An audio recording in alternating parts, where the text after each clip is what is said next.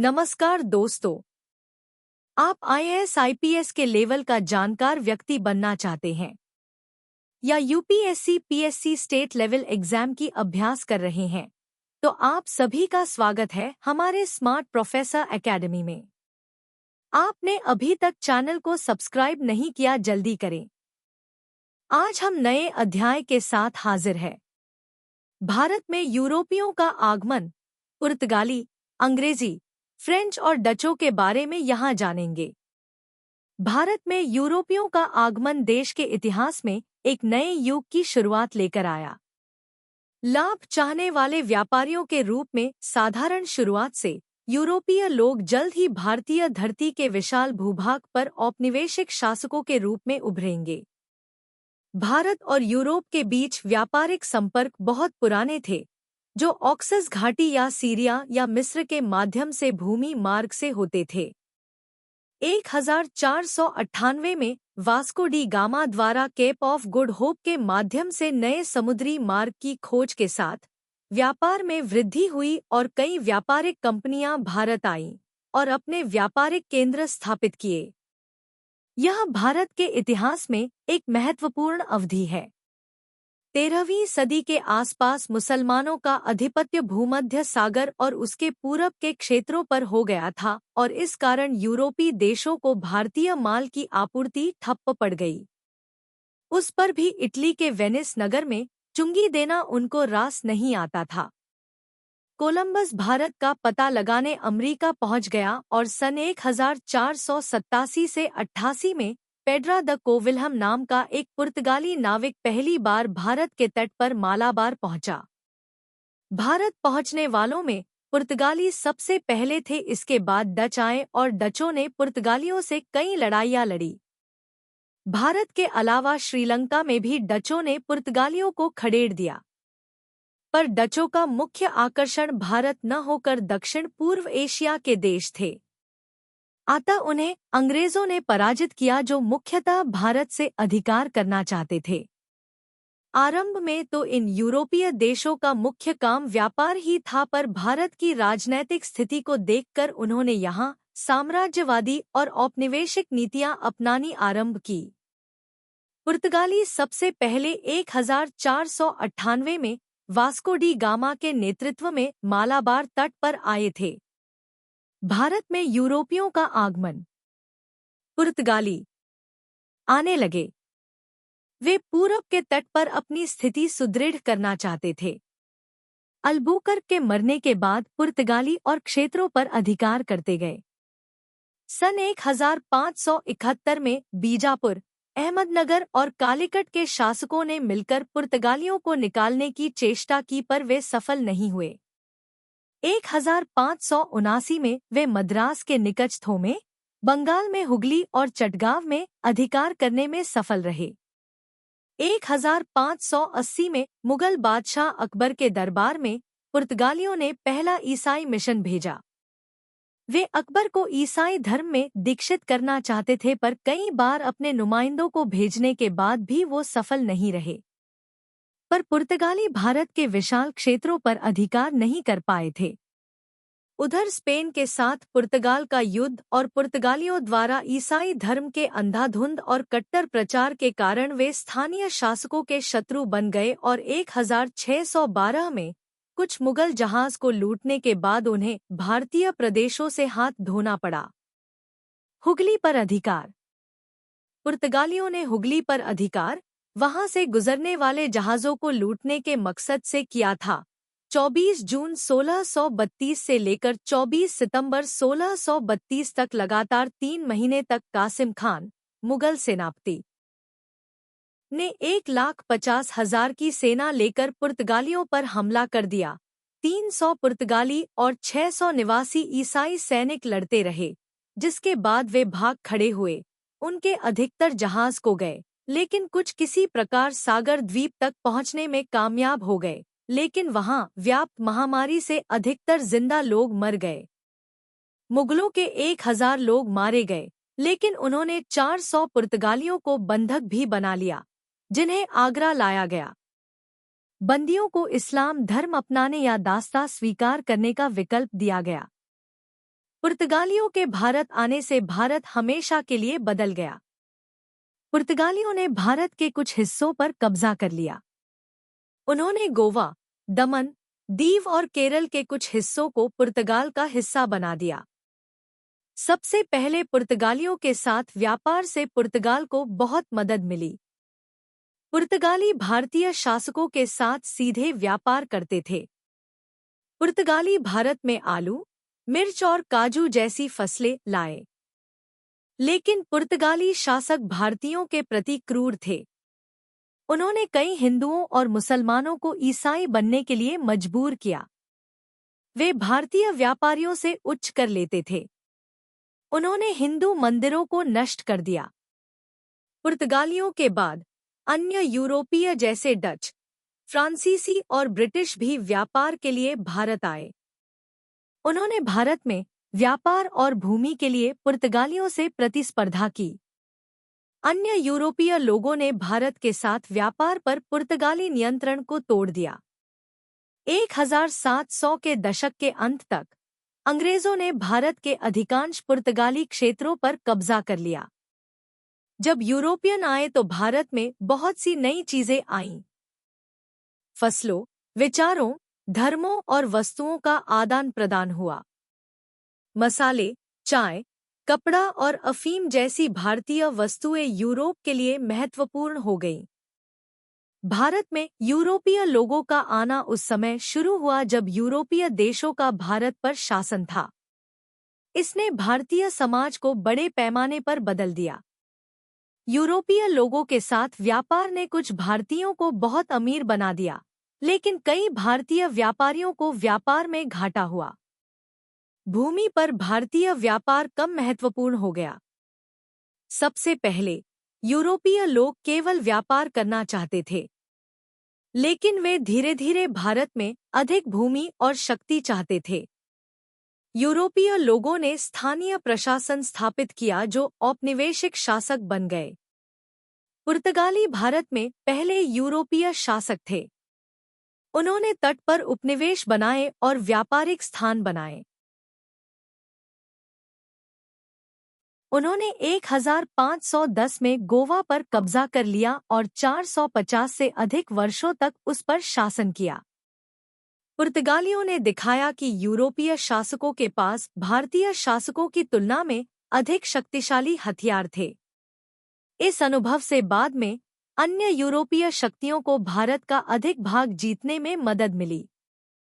संक्षेप में, यूरोपीय लोगों के भारत आने से भारत हमेशा के लिए बदल गया। इसने भारत को दुनिया से नए तरीके से जोड़ा, लेकिन इसका असर भारत के लिए बिल्कुल भी अच्छा नहीं रहा। भारत में यूरोपियों का आगमन। ब्रिटिश 1578 में सर फ्रांसिस ड्रेक नामक एक अंग्रेज नाविक ने लिस्बन जाने वाले एक जहाज को लूट लिया। इस जहाज से उसे भारत जाने वाले रास्ते का मानचित्र मिला।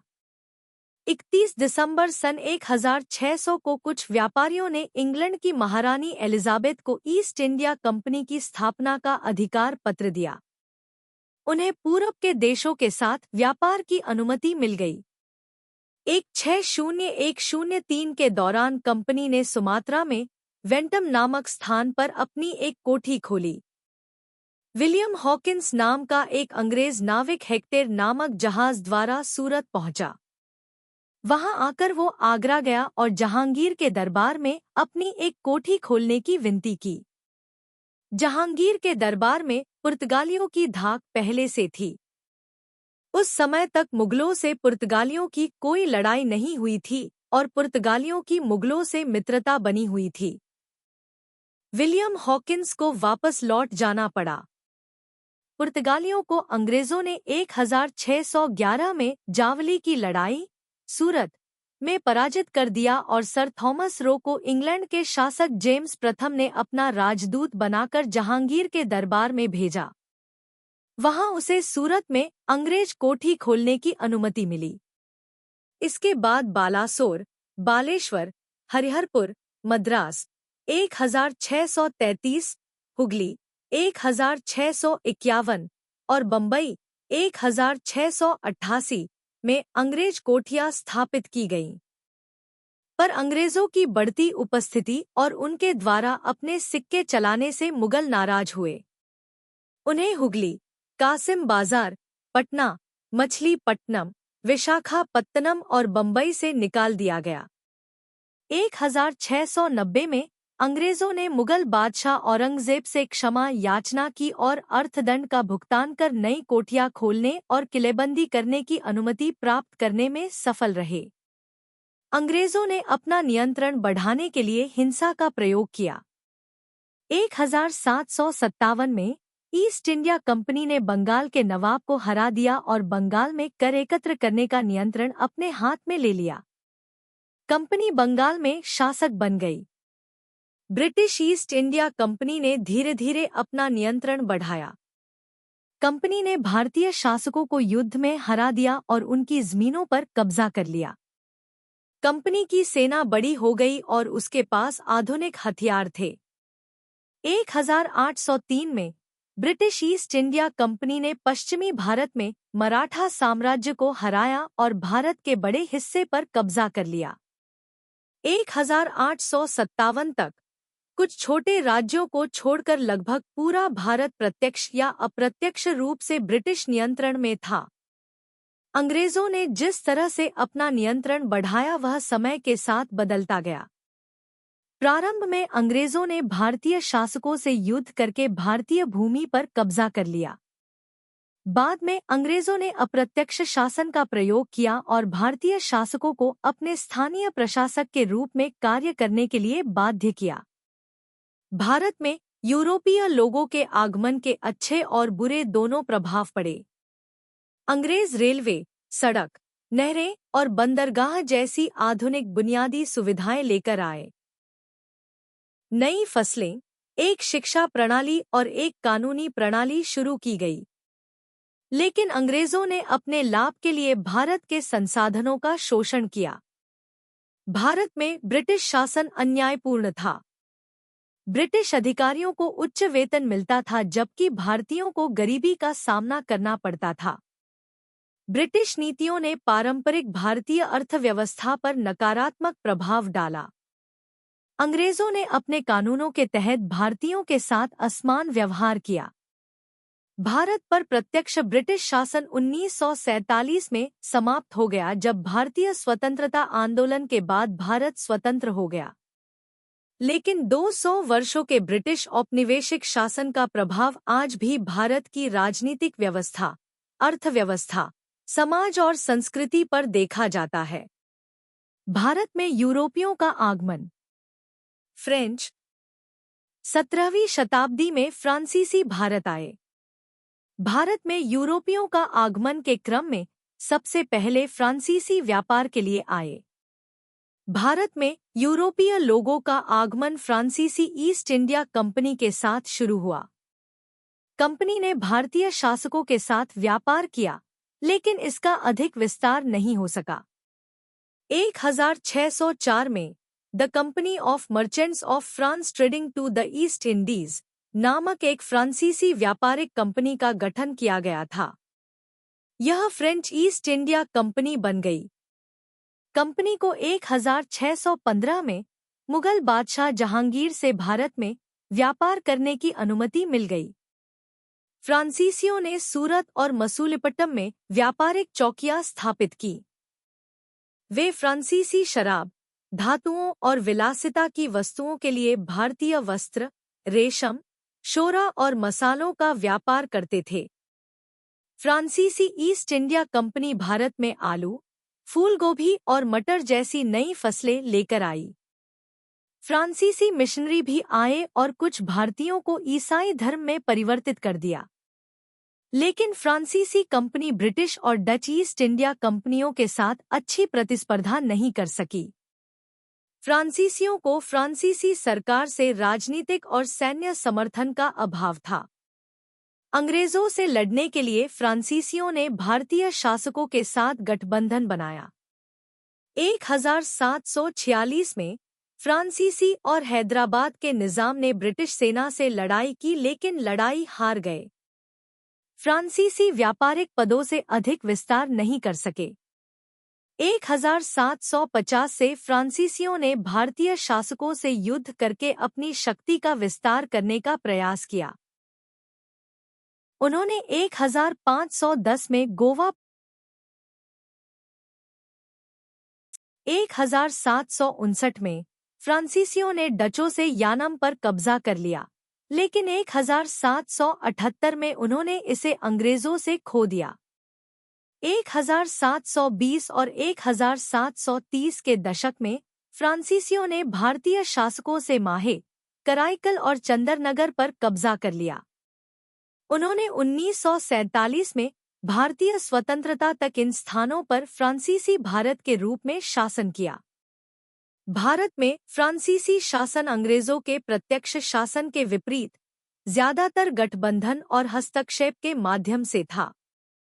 फ्रांसीसियों ने कई बार भारतीय शासकों को अंग्रेजों से लड़ने में मदद की। भारत में यूरोपीय लोगों के आगमन ने भारत और फ्रांस को आपस में जोड़ दिया। नई फसलें, संस्कृति, शब्द और वास्तुकला फ्रांसीसियों के माध्यम से भारत में आए।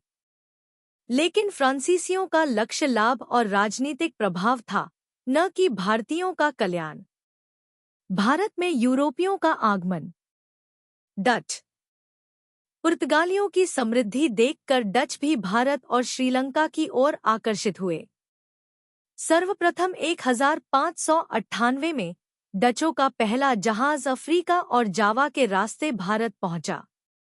1602 में प्रथम डच ईस्ट कंपनी की स्थापना की गई, जो भारत से व्यापार करने के लिए बनाई गई थी। इस समय तक अंग्रेज और फ्रांसीसी लोग भी भारत में पहुंच चुके थे, पर नाविक दृष्टि से डच इनसे वरीय थे। डचों ने मसाले के स्थान पर भारतीय कपड़ों के निर्यात की अधिक महत्व दिया। सन 1602 में डचों ने अम्बोर्ना पर पुर्तगालियों को हराकर अधिकार कर लिया। इसके बाद 1612 में श्रीलंका में भी डचों ने पुर्तगालियों को खदेड़ दिया। उन्होंने मसुलिपट्रिम 1605, पुलिकट 1610, सूरत 1616, बिमिलिपट्रिम 1641, करिकल 1653, चिंसुरा 1653, कासिम बाजार, बड़ानगर, पटना, बालेश्वर, उड़ीसा 1658, नागापट्टनम 1658 और कोचीन 1663 में अपनी कोठियां स्थापित कर ली। पर एक तो डचों का मुख्य उद्देश्य भारत से व्यापार न करके पूर्वी एशिया के देशों में अपने व्यापार के लिए कड़ी के रूप में स्थापित करना था, और दूसरे अंग्रेजों और फ्रांसीसियों ने उन्हें यहाँ और यूरोप दोनों जगह युद्धों में हरा दिया। इस कारण डचों का प्रभुत्व बहुत दिनों तक भारत में नहीं रह पाया था। डच ईस्ट इंडिया कंपनी ने भारतीय तटीय शहरों में व्यापारिक चौकियां स्थापित की। वे डच धातु के बर्तनों, वस्त्रों और मसालों के बदले भारतीय वस्त्रों, मसालों और शोरा का व्यापार करते थे। कंपनी भारत में आलू और ट्यूलिप जैसी नई फसलें लेकर आई। डचों ने मसालों पर ध्यान केंद्रित किया, विशेषकर इंडोनेशिया में। उन्होंने 1600 के दशक की शुरुआत में भारत और इंडोनेशिया में कई पुर्तगाली व्यापारिक चौकियों पर कब्जा कर लिया। उन्होंने पूर्वी मसालों पर पुर्तगालियों के एकाधिकार को तोड़ दिया। डचों ने भारत से मसाला व्यापार पर एकाधिकार हासिल करने के लिए हिंसा का इस्तेमाल किया। 1653 में डच ईस्ट इंडिया कंपनी ने केरल के कोचीन शहर पर पुर्तगाली और स्थानीय शासकों पर हमला किया और उसे जीत लिया। डचों ने इन कब्जे वाले क्षेत्रों पर डच भारत क्षेत्र के रूप में शासन किया। वे स्थानीय लोगों से उच्च कर वसूलते थे। लेकिन डचों ने भारत पर शासन करने के बजाय मसालों के लिए इंडोनेशियाई द्वीपों पर कब्जा करने पर अधिक ध्यान केंद्रित किया। 18वीं शताब्दी के दौरान ब्रिटिश ईस्ट इंडिया कंपनी ने भारत में डच क्षेत्रों पर हमला किया।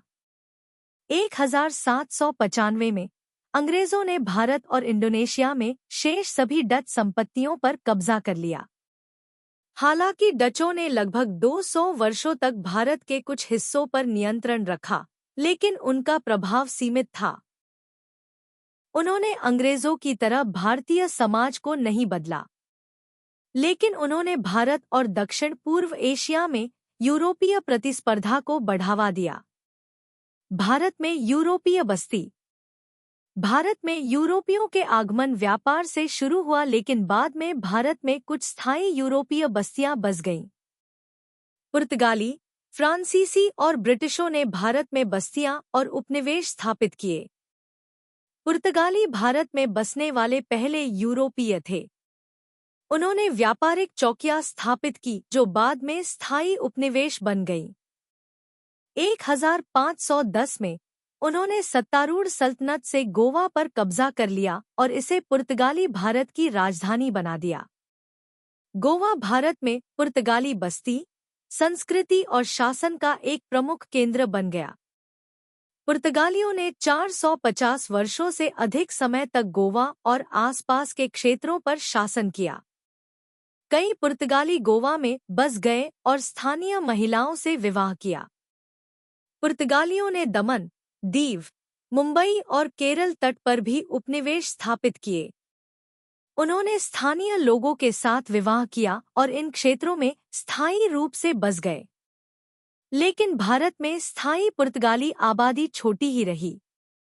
फ्रांसीसियों ने भारत में पुडुचेरी, चंदरनगर, माहे और यानम जैसे कुछ स्थायी उपनिवेश भी स्थापित किए।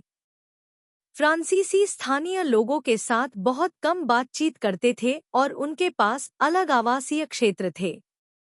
फिर भी इन उपनिवेशों में कुछ स्थायी फ्रांसीसी बस्तियां हो गईं।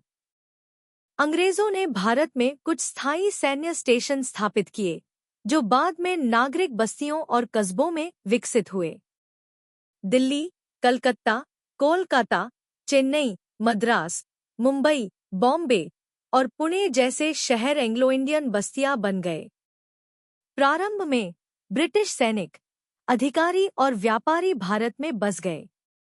बाद में एंग्लो इंडियन जैसे भारतीय मिश्रित नस्ल के लोग भी उभरे।